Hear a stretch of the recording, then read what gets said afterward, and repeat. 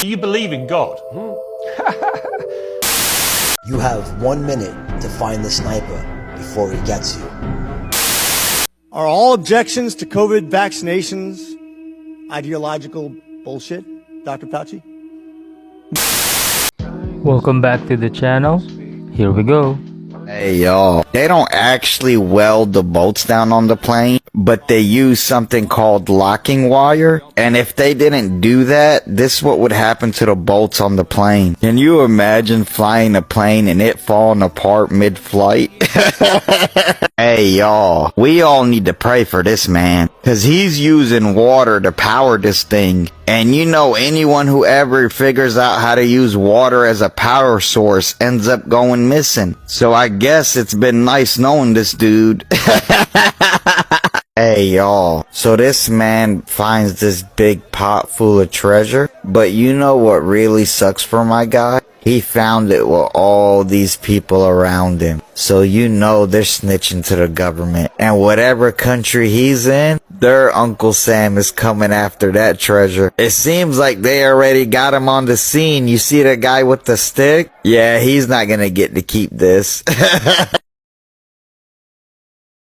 Do you believe in God? I don't think that's anybody's business. I think it's the most private question you could ask someone, but then I would say also, what's the right response to that? By their fruits you will know them. How's that? Well, let me ask you a different question then. Do you think there is a God? I'm terrified that there might be, Piers. How's that? And I'm not trying to be a smartass when I'm making that comment either. Like they say, it's an Old Testament saying, I believe, that the fear of God is the beginning of wisdom, and that is actually about as true a statement as you can manage in such a short phrase. So what do you mean by believe? I'll stake my life on the proposition that God exists. How's that? Do you ever pray? Always. Who do you pray to? The spirit that protects you from hell. But that, many people would say, is God. Hey, sounds good to me. 90% of U.S. cheese has now been infiltrated by one of the world's largest biopharmaceutical companies, Pfizer, and it has GMOs. Traditionally, cheese is made with just 4 ingredients: milk, salt, starter culture, and animal rennet, which is a clotting agent that's used to curdle milk into cheese. Today, there are 4 different kinds of rennet used in the cheese industry, and reports are stating that the most commonly used kind is a genetically modified version called FPC, or fermentation-produced chymosin, made by Pfizer. These alternative rennets are both cheaper to use and speed up the aging process, which, like always, means greater profits. The crazy part is no one knows that they're eating this or how it's really affecting us. Because this FPC rennet is labeled as grass or generally recognized as safe, it creates a loophole that exempts Pfizer or other companies from having to label these products as GMO. And due to Pfizer's massive amount of wealth and power, it's now made its way into about 90% of our cheese. But how is this affecting us? Because this is newer technology, we don't yet know for sure, but there has been a number of researchers addressing concern. After all, the only unbiased safety study used to approve these FPCs was evaluated by this short-term 90-day trial in rats. However, researchers are concerned about its toxicity, or the biotoxins from GMOs, as well as digestive issues for humans, as these rennet alternatives can serve as an allergen. While I'd love to present you with a list of cheeses to avoid as well as the ones that are safe, there's just way too many cheeses out there. So if you can, look for the kind of rennet or enzyme used in the cheese. I would seek out animal or traditional rennets first, then potentially some vegetable rennets, and I'd avoid cheeses containing any microbial or genetically modified rennets altogether. Who called the police and said someone had a gun? I called the police and said it looked like he had something that looked like Okay, a gun. well, we need you to come outside and talk to us. That's a very serious accusation. I know. It looked like he had a gun in his back pocket. Someone said he has a gun. I said, it looks like he has a gun in his back pocket. They said, where is it? I said, it looks like it's in his back pocket. Because he says he's just out here recording. So what's the issue? He was taking video and pictures of the school kids. And so I brought my dog out here to go pee, and I saw something in his back pocket. Man, my problem too with this whole situation is, if you're the one calling, is why are you hanging up on our call takers? I was coming out here to see what was going on. Okay, I understand if you thought he had a weapon, I'm fine with that, but because he doesn't have a weapon at all. Oh, thank God. Okay. No, it's not. You cannot generate a response like that and hang up on our call takers. It's so far from okay. If you were that scared, why would you keep coming back outside? This response that you got today is ginormous for a guy who's just recording people and trying to get under people's skin. Is that what he's doing? I just told them, please get someone out here immediately. Ma'am, we read what you guys told them, and it wasn't that. You said, yes, he has a gun, and he has a gun, yes, he does, and he placed it in his bag. I just saw him place it in his bag. I did not say any of that. What's this amazing thing? Another of those wonderful optical illusions made by Professor Sugihara, who I came across in Atlanta. It does something quite extraordinary when you put it on the table and look down at 45 degrees, which is what I'll now do. We put it on the table, and we've got a little box there outside, shaded, in 4 quite large circles occupying the middle of the box. But what happens if you turn it around 180 degrees? A complete transformation into something utterly different and unexpected. Oh, look at that. You're left with just one complete circle, and I suppose from 4 to 1, not quite, there are halves and quarters, but I'll come back to that. Let me just show you the transformation again. It's going from one big circle in the middle to 4 circles on the 4 corners. Oh my, that's magic. Watch this clip. Tell me if something looks weird in the other clip. Well, see, no, so long as it was denied. What? Our freedom can never be secured. You have to He doesn't even talk the same way. Look at the neck. And the market is that if you have all of the tax breaks, essentially all the tax breaks, all Is that shadow? of the benefits I don't know. flowing to the top. 10 years ago, I had somebody very interesting on the podcast, Jonah Mendes. And we invented a whole new genre of masks. Masks that are so good, that are so realistic. Those masks were the beginning of a whole new generation of work that we did at the CIA. Once we could make these masks that fit you so well, then we discovered we could make a twin. We could make another you. I'm not sitting here telling you that is the case or not. I'm purely speculating. How do you think that was done? My friend Chris Beck, he's basically a mad scientist. Just a brilliant... We like mad scientists, actually. A brilliant mind. But he talks a lot about everything is frequency and vibration. See, that's exactly the direction I would go. And do you believe in zero-point energy? I haven't researched it enough to say I believe in it, but I do think that there are forms of energy that are orders of magnitude more efficient than anything we're using today. I believe they were able to harness some type of energy out of the earth to move those. That's exactly the direction I would go with it. And I mean, if you put a block or a paperweight or whatever on a table or on top of a speaker and apply frequency and vibration, it moves on its own. And so if you had some people guiding where that needed to be moved, that seems to be the only, I don't know how the hell you would do it to be able to vibrate the earth. Basically, we're talking about levitation. It seems to be the only logical explanation. That I think levitation was probably a scientific reality to ancient cultures.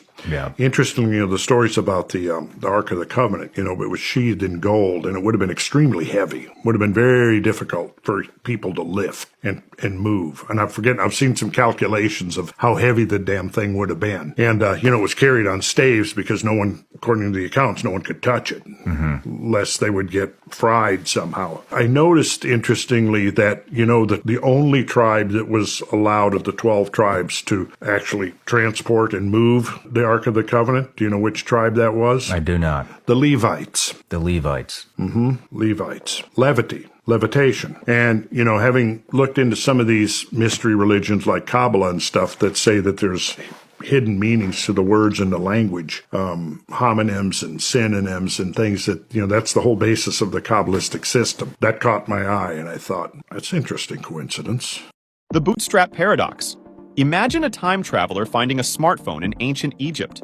They teach the locals how to use it, and over time, the knowledge spreads. Eventually, someone invents the smartphone, leading to the time traveler finding it in the first place.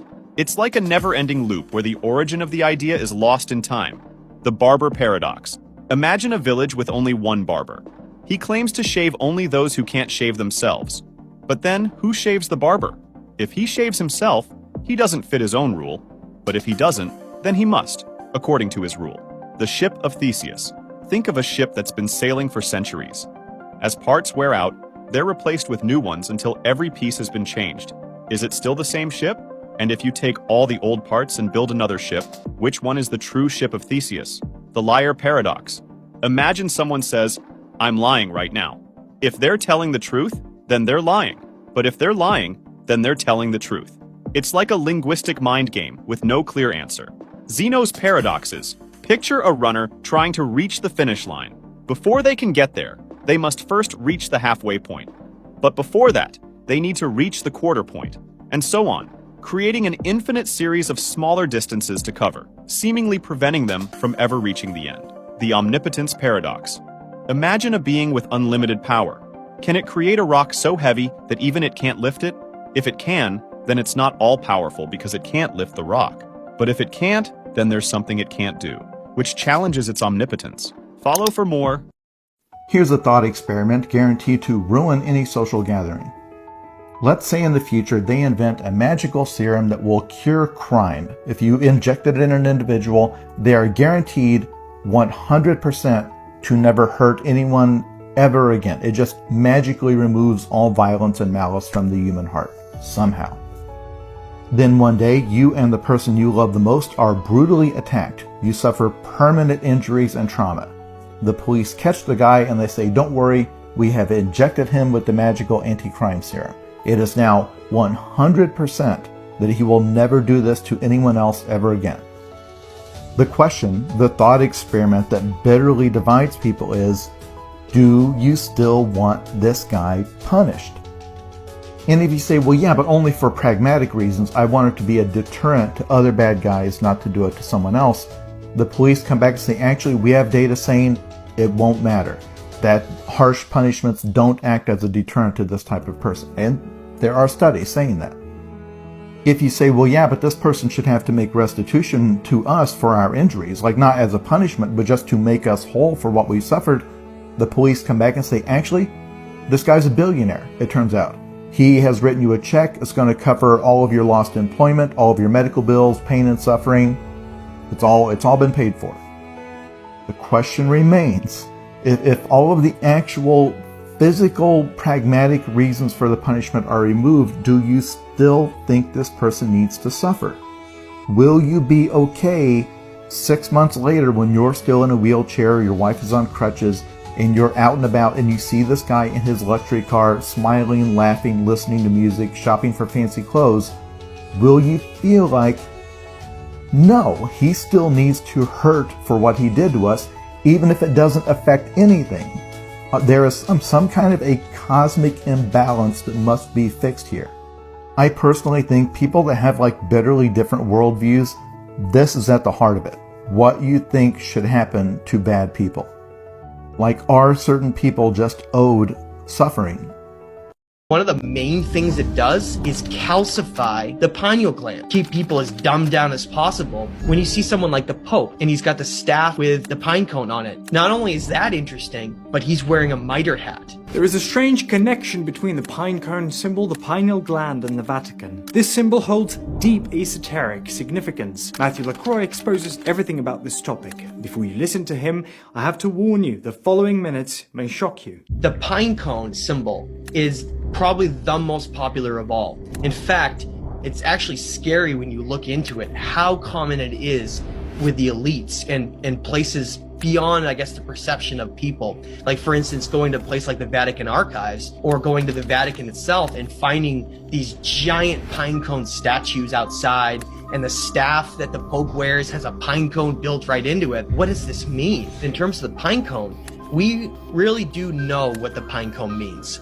That discussion is pretty much over. The pine cone represents knowledge, the passing of knowledge. Adding a layer onto the passing of knowledge, you find that the human brain contains a very interesting functionality within it called the pineal gland. And the pineal gland has been worshipped since before the times of the dynastic Egyptians as the true gateway to, once you have knowledge, how do you comprehend knowledge? How do you unlock your ability to not have filters? How do you unlock your ability to see the bigger picture, to truly understand what these things really mean? And the only way to do that would be to unlock your pineal gland inside us. Now, for those who don't know, it's incredibly interesting. If you want to go down the road, you can find out that if you were to dump fluoride into public drinking water and you were to consume that even on a minor level, fluoride is a neurotoxin, and one of the main things it does is calcify the pineal gland.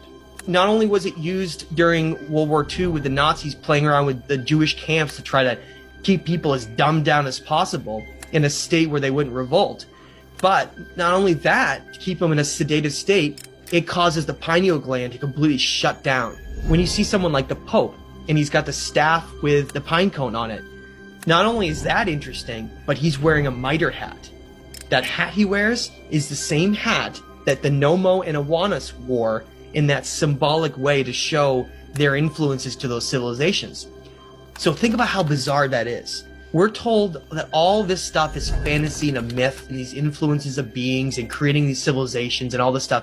None of it's real, and yet the highest of our religious establishments has a pine cone on their staff and the hat worn by one of the ancient influencers of those cultures. Clearly they know all of this, right? And they're keeping most of it in places like the Vatican archives. In the next few minutes, I will show you how to fully decalcify your pineal gland. What's more, in the next few seconds, I will show you a video with Santo Bonacci that will help you understand the importance of your pineal gland. You'll be amazed by this analogy. Let's watch this video, and then I will explain in detail the whole process of awakening and what exactly you need to do. I'll tell you how you were programmed in your first 7 years of life, how to erase bad programs from your subconscious mind, and how to reprogram your subconscious to get exactly what you want without struggle, which is probably the opposite to what you're used to. Now, pay attention to this video. The pineal gland is the third eye.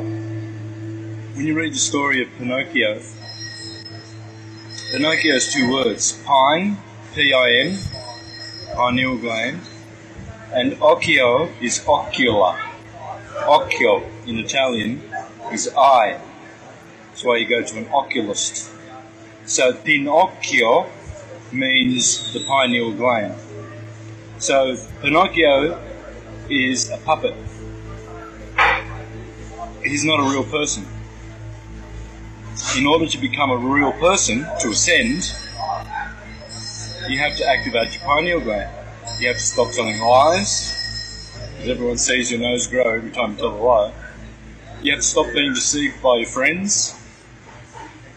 You have to stop going to the circuses and the shows, as all the philosophers have ever said, getting drunk, intoxicated with drugs, and to be sober. So the pineal gland is the third eye, and it's our highest consciousness.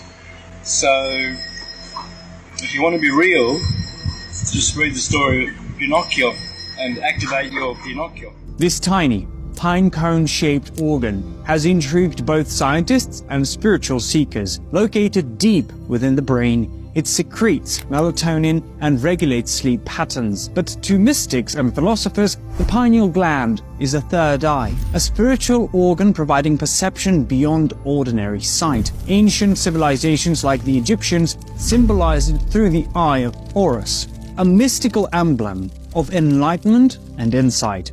Now, consider Pinocchio, the wooden puppet manipulated by strings. These strings can be seen as the limitations of human consciousness, tied to physical senses and societal norms. In the story, Pinocchio yearns for freedom and transformation, much like the human soul aims for higher states of consciousness. The character of the blue fairy in Pinocchio's tale can be interpreted as a divine intervention or spiritual guide that helps us activate our pineal gland. She sets Pinocchio on a path to becoming real, which can be equated with awakening one's inner sight or third eye. Just as Pinocchio needs to demonstrate moral integrity to become a real boy, spiritual practices like meditation, ethical living, and mindfulness are often recommended for activating the pineal gland. This artist discovered that jigsaw puzzle manufacturers use the same template for multiple puzzles. When artist Tim Klein found out that the same die-cut pattern was used across multiple puzzle images, he realized this made pieces from different image sets interchangeable. So he set about combining portions from 2 or more puzzles from the same publisher to create his surreal puzzle montages. Speaking about his work, the artist said, "As I shift the pieces back and forth, trying different combinations, I feel like an archaeologist reconstructing some curious shattered artifact." Imagine playing God and digging a 5-acre pond in the wilderness, watching its ecosystem evolve over a year into a thriving wildlife sanctuary. You've just inherited a farm, but have no interest in running it. Instead, you carve out a corner for this project, hiring expert excavators to create the pond with an island for birds in just 2.5 days. You then fill the pond at a rate of 100 gallons per minute, and with rainfall, it's full in just over a month. To attract wildlife, you plant crops around the pond, starting with sunflowers for their seeds, a favorite among birds, along with millet and sorghum. Soon, birds flock to the area, and you cultivate more land, adding crops like corn and soybeans. With food and water available, various animals start to visit for a feast, and you even write a book about this natural bounty. Word spreads among the local fauna, and your pond becomes a sanctuary. A group of deer makes it their home, and birds, ducks, and owls join in. You build nests for these new residents, and the area bustles with life. Even bald eagles scout the area, circling above the pond. They try to hunt the ducks, not realizing their decoys you've placed, and their diving attempts are in vain. To make up for the eagles' efforts, you construct a 40-foot-high nest tower for them to enjoy the pond's view. Occasionally, you even deliver fish to them via drone. You also notice squirrels gathering peanuts for winter and set up a nut picnic table for them, but they struggle to find it. Instead, a family of raccoons feasts on the nuts at night, followed by mice and birds the next day, including a pair of cardinals sharing sunflower seeds. ASC ecosystem grows. Predators like bobcats hunting small birds and coyotes catching field mice at night appear. They help control the rodent population and mostly coexist peacefully with the deer, showing aggression only when fawns are born. The pond's residents, starting with just 2 ducks. You've stocked the pond with 50,000 fish fry, bluegill, flying fish, and about 10,000 shrimp, making it a 24-hour buffet for birds and beasts.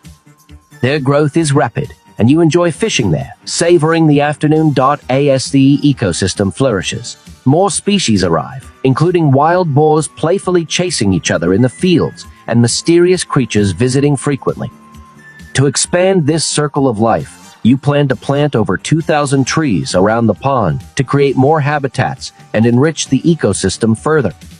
So, as a makeshift deity, what do you think the pond still lacks? Okay, What yeah, is look at this? I'm in the Lakes District in England, and we just came across this huge tree that's fallen down. What do you think this is? I'm gonna turn the camera around and show you. All the way up here, those things there, those little bumps, are actually coins. Like really old coins. Just like hammered into the tree. Does anybody know what's going on here?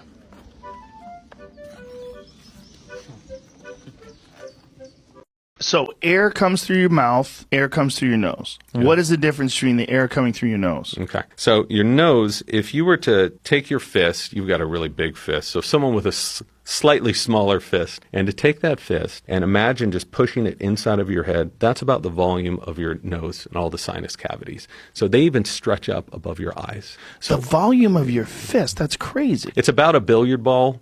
So a little, it depends on what size fist you have, right? And they call it the nasal concha because it looks exactly like a seashell. If you were to split a seashell in half and look at it, that's what's happening in your nose. And all of this stuff evolved this way for a reason. So that air that comes in through the nose is slowed down, it's filtered, it's humidified, and it's conditioned. So by the time it gets to your lungs can absorb that oxygen so much easier. Britain in 2031. It's 2031, when we now know alcohol is no longer bad for you. Guinness, please. We're now in the year 2031. Apart from the 2 billion people wiped out by flooding, it's an era of unparalleled progress. We're able to use meat as a source of energy. Special airlines now allow animals to migrate comfortably by commercial flight. It's 2031, and with the opening of the new Atlantic footbridge, we have the ability to walk freely wherever we want. We can take food in convenient pill form, so that all we need eat are pill meals. It's 2031 when cars work off nuclear power and mostly work. It's 2031 and we've achieved so much we're actually running out of things to do. NASA has just sent a probe up to Mars to find the £5 note they hid there 2 years earlier. Richard Branson's cloned himself to stand at street corners hitting his groin with a hammer just because he could. And David Beckham's decided to turn himself into a centaur. Same surgeon that did Victoria's boobs, actually. You will soon be eating cloned meat and you won't even know about it. If you don't already follow the Food Professor, he is a great source of information on Canadian food. So Health Canada is preparing to permit the sale of products derived from cloning without mandatory labeling. The reason that they're going to be approving this is they have determined that there is zero health risks in consuming this type of meat. Sure, there's no health risks. However, I believe there should be mandatory labeling on anything that's unnatural. As a Canadian, we should have a choice of what we eat. So if it's genetically modified in any kind of way, there should be a labeling saying this product is genetically modified. It's also said that the clone meat costs more than creating regular meat. So why in the world are they doing it in the first place? And why are they pushing hard to get it onto Canadians' plates? Here's the section on cloning is an expensive process. This type of product is not reaching the store shelves in the United States, Japan, and New Zealand. To close, this last paragraph says it all. Without mandatory labeling, offering consumers a truly informed choice becomes problematic. We have witnessed similar issues with genetically engineered GMOs. Health Canada appears poised to embrace technological advances impacting our agri-food sector without adequately considering consumers' rights and preferences. This is absolutely shameful. I would 100% recommend you send an email to Health Canada and say you are not okay with not labeling anything that is deemed to be unnatural. I'd love to hear from you in the comment section. Thanks for watching. So, are we having a World War III? There's a long answer and a short answer. I'll start with the short answer. The short answer is yes. I believe we are in the middle of World War III right now. Already in the middle. Already in the middle. I think what people don't recognize, to go to the long answer, is that war evolves, war changes, just like a virus, just like any one of us, right? At 35, you're not the same person you were at 25, and you're not the same person that you're going to be at 55. What happens is people think World War III is going to look like World War II. I don't know why people think that. The generals fight the last war. But they think that. But World War II didn't look like World War I. Vietnam didn't look like World War II. The Gulf War, the War on Terror, didn't look anything like the Vietnam War, right? So why do we keep thinking that World War III is going to look like bombers and tanks and nuclear weapons? That's not what World War III is going to look like. World War III is a war doctrinally, meaning what's taught in the Army war schools and the Air Force war schools, not just in the United States, but across all the first world countries. World War III is a war of what's called proxy war. Proxy war is when rich countries fund conflicts in small countries, also known as inter-state war, intra-state war, rather than inter-state war. Inter-state means two independent states invade and fight with each other. The closest thing we have to that right now is Russia and Ukraine. But wouldn't that be the textbook definition of a proxy war? It's not a textbook definition because it's a blend of the two. Okay. Syria is a textbook okay. definition, right?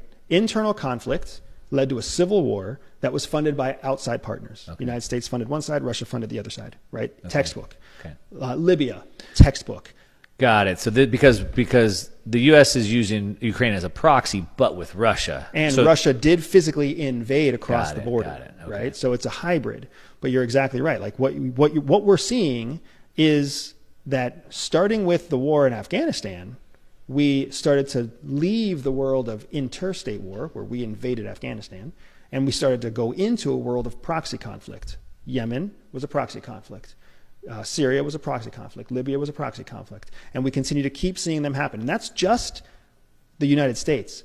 When you look at China, when you look at Russia, when you look at Turkey, when you look at Saudi Arabia, there are even more. There are more, many, many more conflict zones. There's 112 conflict zones in the world right now, all being funded by external countries that are funding a conflict in a third world country against a competitor to their country. Just like we're funding Ukraine, Russia and China are funding Russia, right? Like that's, you look at Israel right now. Israel's struggling because the conflict was a very convenient proxy conflict against Iran, because Iran was funding Hezbollah, the United States was supporting Israel, but now it's gone out of control, and now it's starting to mutate into something different, right? With Benny Gantz leaving the war cabinet, you're even seeing Israel itself divided over how it's going to handle itself in Gaza.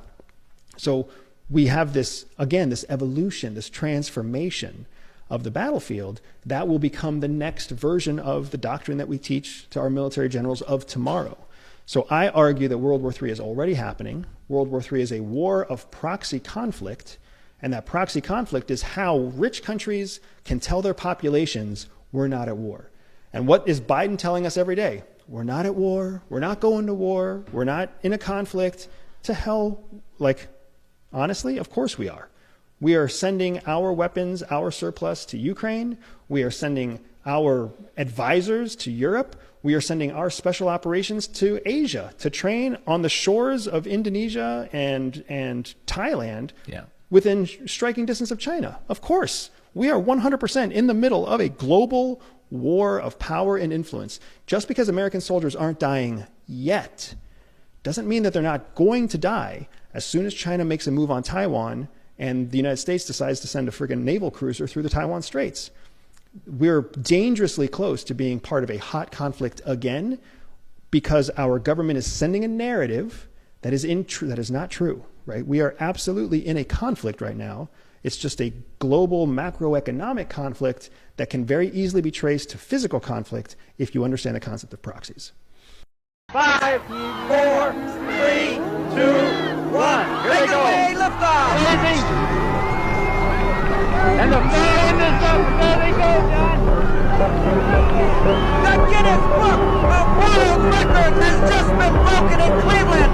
Over 1,500,000 balloons going up in the air at this very, very moment. Look at the cloud below.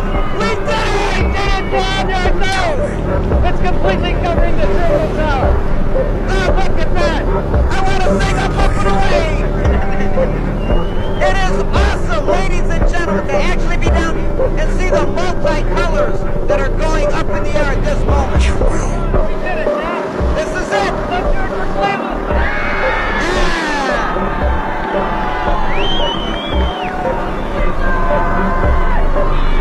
Ladies and gentlemen, there is no mistake on the lake anymore. Cleveland has now broken the Guinness Book of World Records and released over 1,500,000 balloons. Quick rundown of what's going on. So the food is poison, the water is poison, your clothes is poison, gave us shoes so we could be stripped from touching Mother Earth, calcifying our pineal gland so we can't be in touch with our inner God, poison in the air, poison in the crops, taking people such as Rashad Jamal and locking them up, and we don't hear from them for however many months because they speaking the real shit. Seas in China turn red. The Euphrates River done dried up, just like in the Bible when it tells you when we in the end times. They found one of the fallen angels under the ground and he chained up and he roaring out of the ground. Dragons is coming back. Sightings of mermaids coming every which way. Earth being flat has actually came out. Space is water, not what we was taught. Truth about the Caucasian and when they came about and who they really are. Christopher Columbus was actually black and white people didn't come about until 1681. China switched to digital currency back in May and ain't been able to touch their funds since May. Digital currency is coming here December. The implants and chip in the hand is coming in December. They changing the law in Illinois that you can kill, rape, and kidnap whoever you want and not get in trouble for it. Cash is going to cease to exist by the end of this year. They teaching our kids it's okay to talk to strangers. They teaching our kids to be gay so we can stop procreating. They make our artists talk about violence and ignorance so we can stay ignorant and keep killing each other, which is also why they changed that law in Illinois so people could fall for it and kill each other. They got y'all working thinking y'all making a lot of paper when whole time you making a little crumb while they done got the whole 5 loaves of bread.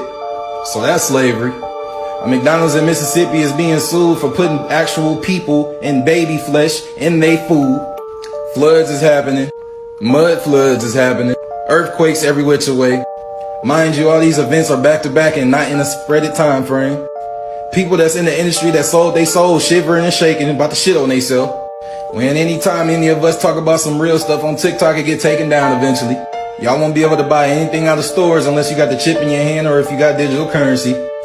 Vaccinations actually give you COVID and don't actually help you prevent from anything. They actually being sued for that. The nasal test for COVID actually gives you COVID as well.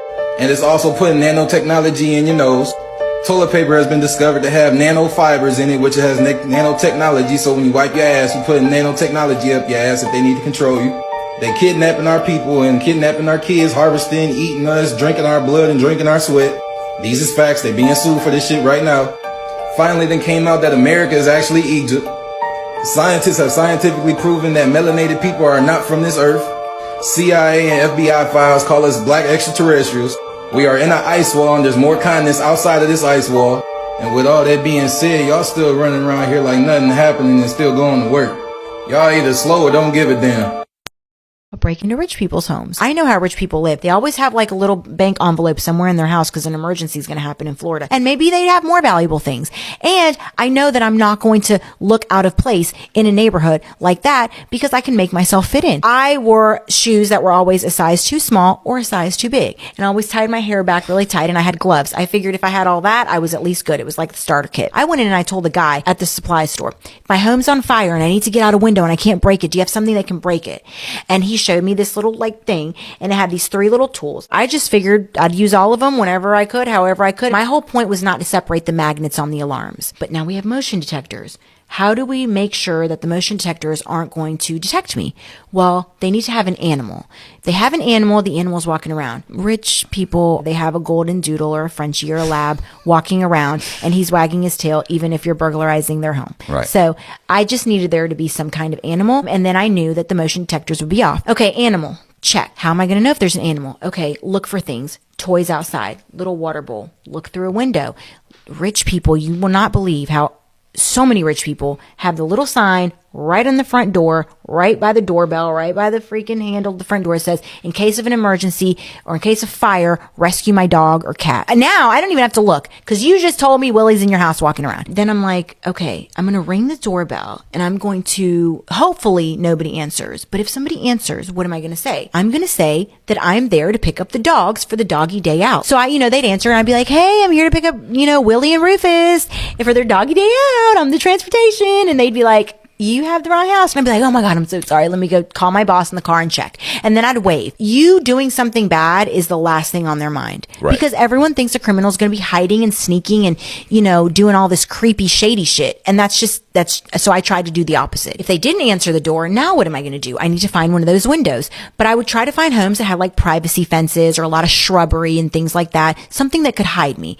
So if I found all that, I would go to the backyard, and I would find a window. I would tap them a lot at first to see, like some windows you could feel me and were like solid, thick windows. And some windows were just, you could tell they were flimsy. Like you'd knock on them and they, would wiggle. I kind of try to feel which window. When I would find the window, I would knock some more. At this point, I'm still going around and I'm knocking on all these windows, like in the backyard, sliding glass door and everything, because I want to make sure, like, okay, maybe you were in the shower. Maybe you had headphones on. I want to like knock some more. But now I have to have a different story, because if I'm in your backyard knocking for Willie and Rufus, that's just creep as hell. So at this point, I would say to them, hey, my friend, my coworker, she asked me to come check on her mom, Miss Martha, because Miss Martha's not answering the phone and she's really worried about her. And she didn't have a break, but I did. So I'm just here to check on Miss Martha. That's why I'm knocking like a crazy person.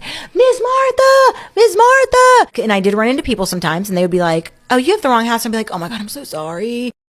Doctor performs a miracle. Not too well, I need your help. Just take a seat. And what can I do for you? Right, I'm experiencing bad heads, dizziness, the pain in the head. It's like, have you ever bitten on an ice lolly? Yes. Right. Man feels dizzy. How I describe it. So when you say dizziness, do you mean the room spinning round? Not exactly. And when it's bad, Doctor, I have to describe it like this, is when I'm drunk. Well, I've never. I don't. But you feel? I have been in my younger but that's how to describe it. Is it there all the time? At the moment, yes. And so, say if you're sitting down and you turn your head or look up, then, yeah. That, okay. All right.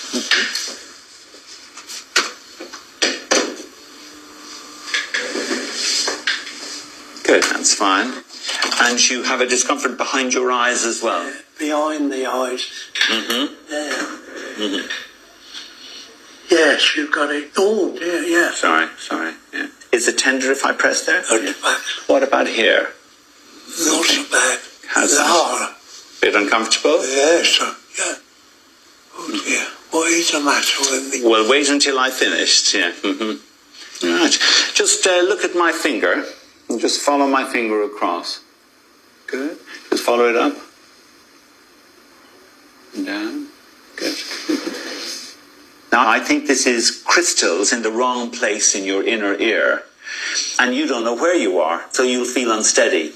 Now, what we've got to do is we've got to manipulate your head and your neck so that the crystals get back into the right place. You're the last patient I have, so I can spend that time with you if you wish. I do wish. Okay, good, okay. So, after these checks, the doctor does this. So sitting up straight, okay. But just come right back with me now. That's right. So what I want you now is turn on your left side. I'm going to hold on to your head. You've got to move your body round to the left side. Look at my forehead. Keep looking at my forehead. That's right. Good. Good. Well done. And I'm going to hold this here for about 30 seconds, okay? And then we'll just do it once more, okay? How's your dizziness?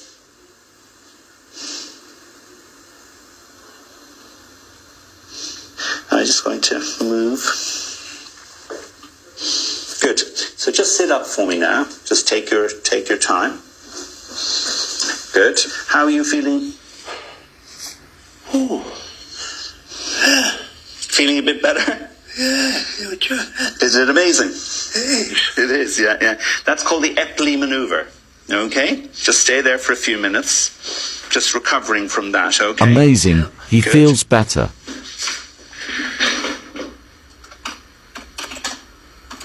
So, come down. Good. So that's all we need to do. Okay. And if it comes back, let me know and we'll repeat it again. Thanks for seeing me. That's so nice to see you. Yeah. You take care. Bye. Hey, if you're still here, please do me a favor and hit the like and subscribe button so this video gets recommended to other people. Thanks. You have 1 minute to find the sniper before he gets you. Good luck.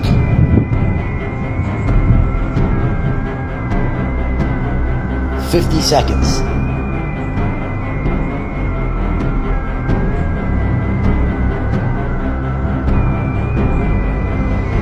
40 seconds.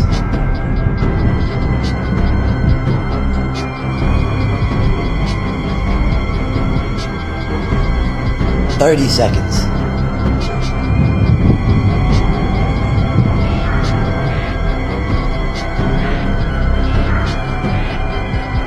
20 seconds.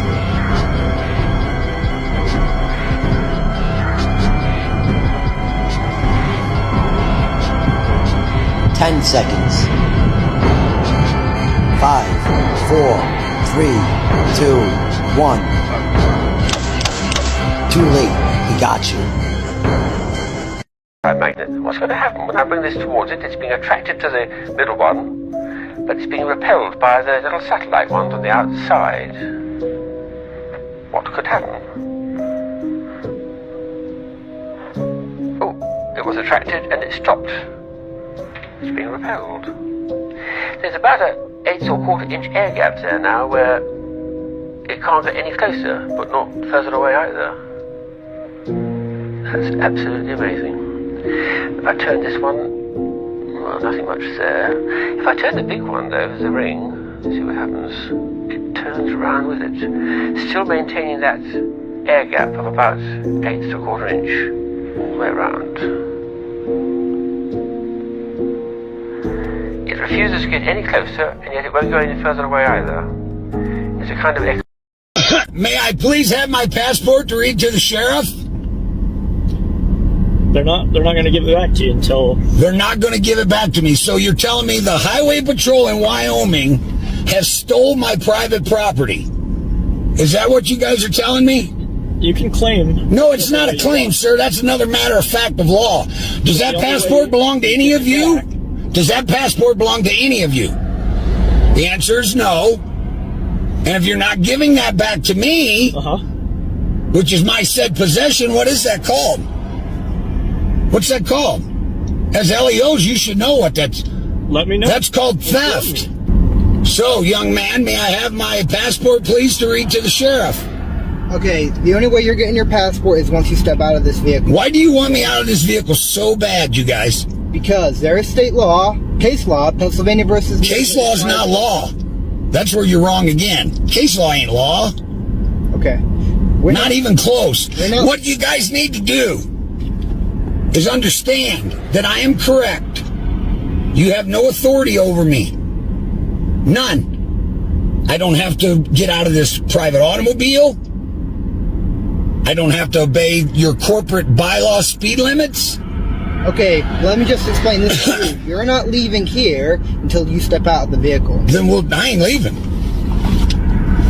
I am not going anywhere. And your threats don't mean jack to me, bud. Well, it's not a threat. It's a hell if it ain't. You're threatening me to get out of this vehicle so you can try and kidnap me. Meanwhile, you've stolen my property, and you can't even admit that. It's the property of the United States government, actually, sir. No, it is not. Yes, sir. What is possession? It is property. What is possession, sir? I'm not going to argue with you, sir. I know you can't argue with me because you don't know the law. Possession is 9/10 of it, correct? All I said was... Huh? All I said... When I stopped you, I didn't say you're getting a ticket.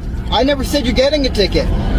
I just want you to step out so we can talk face to face. We are talking face to face. Out of your vehicle. No, I'm not getting out of my private automobile. This ain't a vehicle.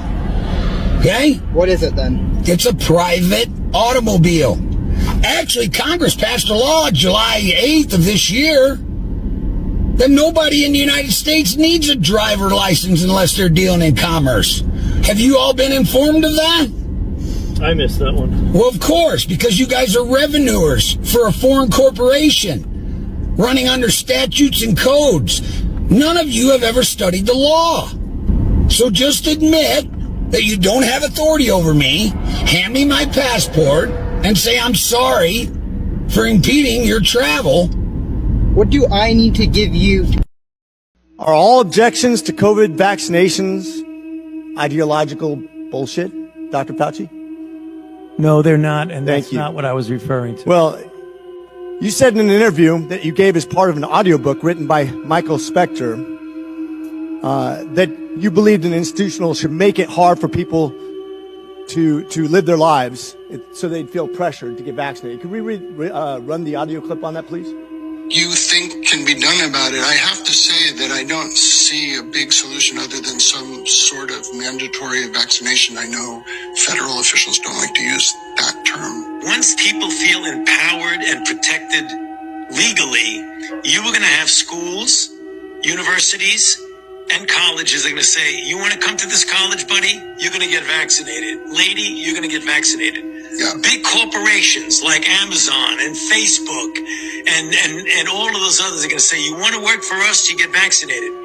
And it's been proven that when you make it difficult for people in their lives, they lose their ideological bullshit and they get vaccinated. Only politicians, only bloggers, only conspiracy theorists are disagreeing with you. I want to point out that I'm probably the only member of Congress that actually treated patients during the pandemic from the very beginning to the very end of the pandemic, during night shifts in the ER. Thousands of patients during that time. And in 2020, I was censored. My medical license was threatened because I disagreed with bureaucrats. Literally taken off the internet as a person who is treating patients with leading edge technologies, developing theories, but doing my very best, but being censored by the United States government for the first time stepping in and taking the place of medical professionals as the experts in healthcare. Any dissent surrounding COVID-19 treatments, mask mandates, and any public policy surrounding the pandemic was immediately labeled as anti-science. I watched as public health officials and politicians told my patients what treatment options were best for them, regardless of their comorbidities or their medical history. Despite my education and my training and my experience, my opinions were relegated to conspiracy and misinformation by so-called healthcare experts who had never treated a patient throughout the entire pandemic. This has been a black eye on the medicine and has highlighted why government should never insert itself in between patients and their healthcare providers. The American people deserve to make medical decisions through conversations with their physicians rather than politically motivated mandates.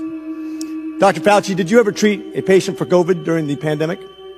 I was part of a team that was at the NIH that took care. We didn't take care of many of them. Okay, so not hands-on. Got it. Thank you.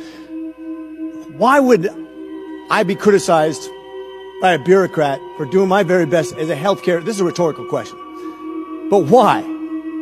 Why would the government, who's never treated a patient for COVID, you can read all the things you want, but you're not there. You're not seeing patients. You're not watching people die, intubating patients right there with that disease in your face, watching it happen, watching the development of this disease and actually learning from it. But I'm being told by bureaucrats what's right and wrong. And what's funny is everything I was censored on, I was proven to be right. Pretty crazy, isn't it?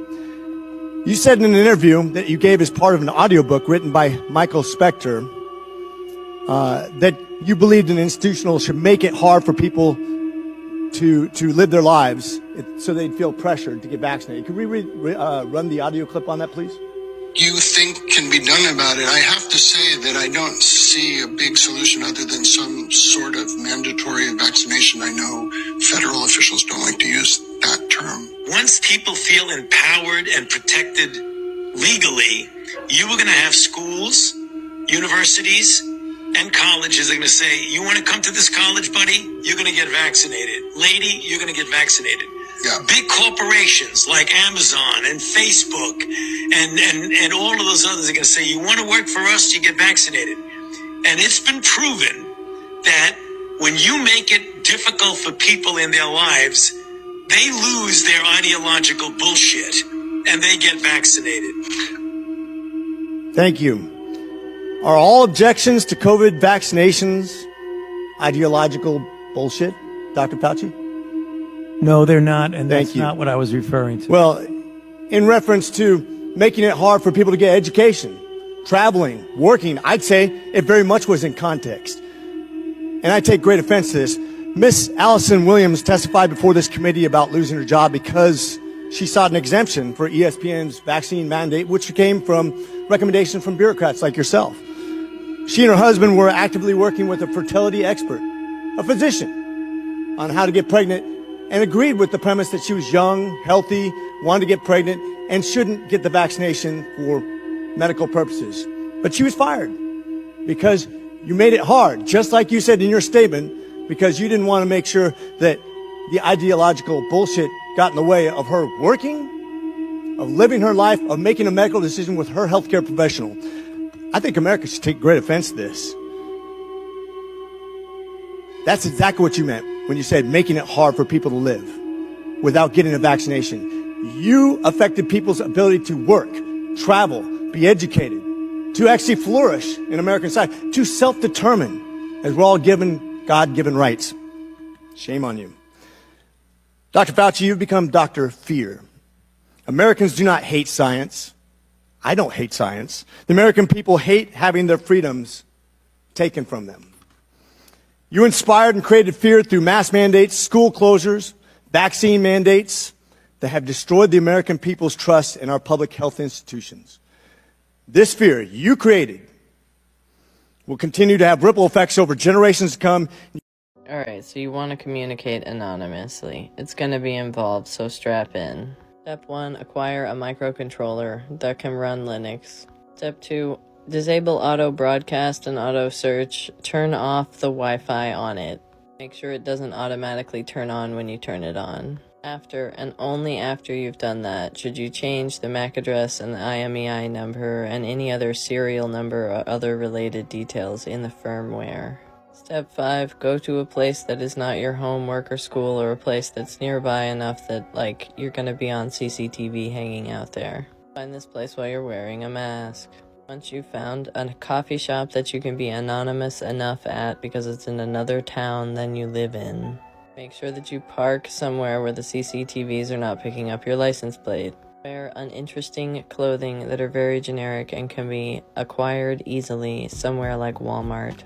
Don't go to Walmart and then immediately buy and then wear these exact clothes to the location because then it's very traceable. The problem that you're dealing with here is facial recognition software. Reformat and reinstall Linux on the Raspberry Pi at the location from a known good copy of Linux. Don't forget to purchase your coffee or whatever it was that got you entry to this place with not a credit card or anything where you had to give your ID. Type the message while at the location. Connect to the coffee Wi-Fi. Use it to connect to a VPN. Use a Visa gift card to pay for the VPN. Try not to use a VPN that's heavily advertised because you don't know which ones are honeypots. Connect to the Tor network. Send your encrypted message. You can use PGP, it's fine. You could encrypt it and put it on Pastebin if you don't want to create an email address. But then you must manually alert the other party with the location of the encrypted Pastebin and tell them which key they need to use. Proton Mail is probably fine, but we don't know for 100% sure. Then delete the accounts that you used to send any details. Wipe the Raspberry Pi. Flash the firmware. Make sure Auto Connect stays off. Leave your location. When you get back, while the network card is off, or even better yet, disconnected, reflash the firmware to give it its original IMEI/MAC address and serial number.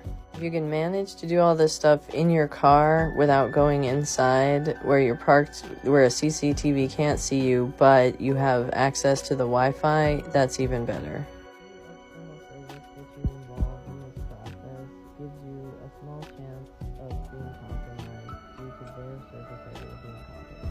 So the fewer dependencies, the better.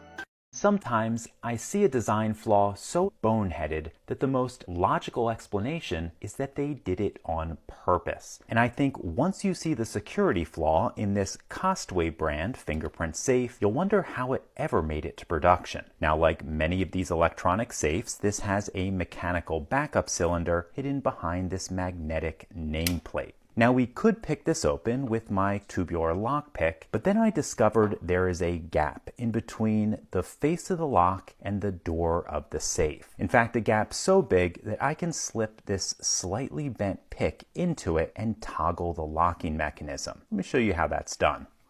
This is currently locked. Just going to reach in and push down, and just that quickly we got it open. Let's do that one more time so you can see it was not a fluke.